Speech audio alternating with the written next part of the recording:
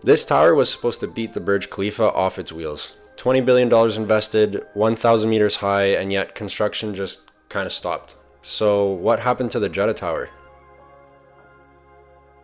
Alright class, today it's time to talk about towers financed completely from oil money. Now you might think of the Burj Khalifa as the standalone king of oil money towers, but there's a new kid on the block, and while he might not be ready to drop the gloves just quite yet, our reigning champion, he's a little nervous. Let me take you to Jeddah, a fastly, quick growing city in the ever-growing beautiful nation of Saudi Arabia.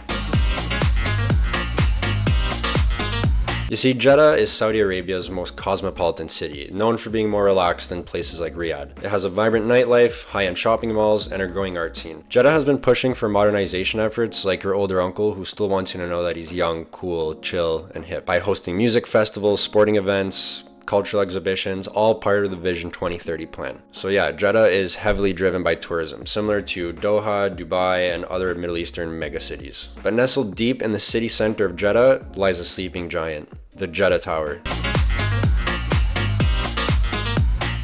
The Jeddah Tower, previously known as the Kingdom Tower, is the literal definition of an ambitious mega project. It is planned to not only surpass, but low-key overshadow the Burj Khalifa's record. It's definitely an alpha move by the Saudis, saying, I take your tallest building record, and I raise you these. At an expected height of over 1,000 meters, the Jeddah Tower is planned to be the first building to reach that 1 kilometer mark. And that is 0.62 miles, but for some reason, the kilometer high building just has a better ring to it than the 0.62 mile high building. But if you're like me, you might have heard about this planned Jeddah Tower thing many years ago. So you might be surprised to see that as of 2025, it currently looks like this.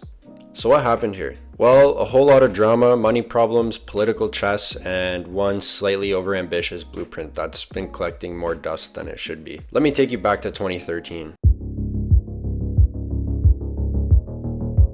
Back in 2013, when we were playing Flappy Bird, watching Vines, and watching Miley Cyrus twerk on stage, construction on the Jeddah Tower officially began.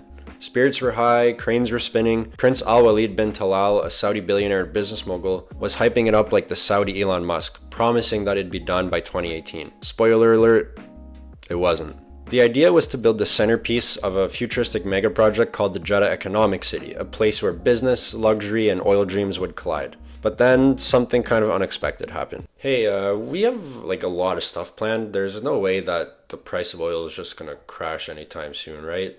Yeah, but wouldn't it be kind of funny if it did though? And so, from 2014 to 2016, the price of oil crashed harder than the meme coin that my friend was telling me to put hundreds of dollars into.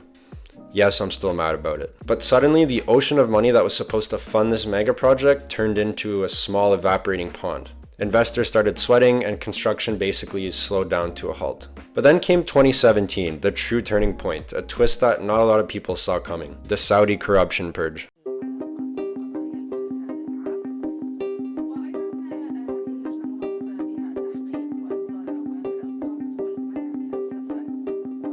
So this was basically like the Game of Thrones season of Saudi politics. Dozens of princes, businessmen, officials were all just rounded up and brought to the Ritz-Carlton where they were detained and arrested.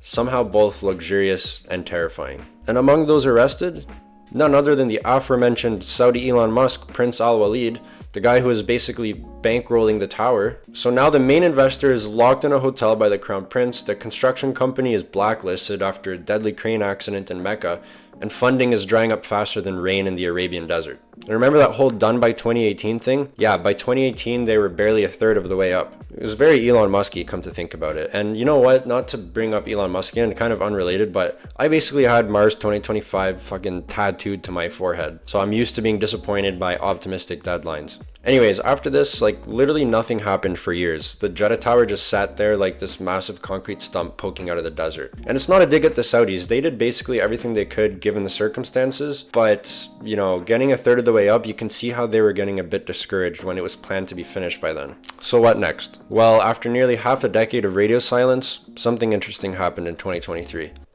Hey, remember that tower we were building? You guys are still doing that? Yup. The Jeddah Tower is back on, baby. You know what? Good for you guys. Yep, in mid-2023, construction was back on. A new round of contractors was being scouted, cement mixers were getting dusted off, and the dream of a kilometer-high building was once again alive. So what changed? Well, partly because Jeddah's Vision 2030 is in full swing now. They're building the line, the Neom, Qiddiya, a giant cube thing called the Muqab, and yeah, finishing the world's tallest building does sound pretty good on a tourism brochure. Plus, the Saudi government has more control over everything now. That purge I was talking about, that was partly about consolidating power. And now that Mohammed bin Salman is fully in charge, he's pushing out these mega projects like he's fucking speedrunning SimCity. But there is a caveat. Even though work has been restarted, as of 2025, the work that's been done on the Jeddah Tower has been pretty minimal. So some sources are starting to question if it'll ever get finished or if it's going to be the world's most expensive half-built monument to ambition. So will the Jeddah Tower ever get finished?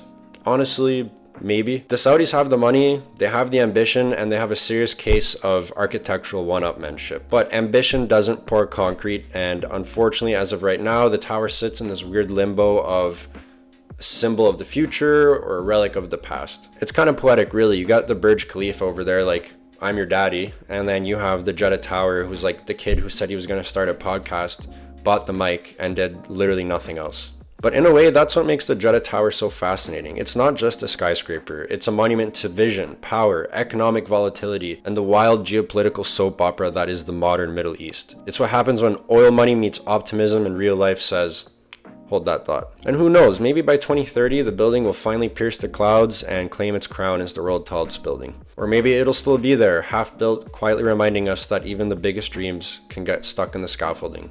Kind of like the Mars 2025 tattoo that I got on my forehead. Either way, the Burj Khalifa better keep watching its back because the Jeddah Tower, he might be down, but he's not out. Thank you so much for watching. I hope you learned something new. If you like my videos, hit that subscribe button. It definitely means a lot. And I'll see you in the next video. Thank you so much, guys.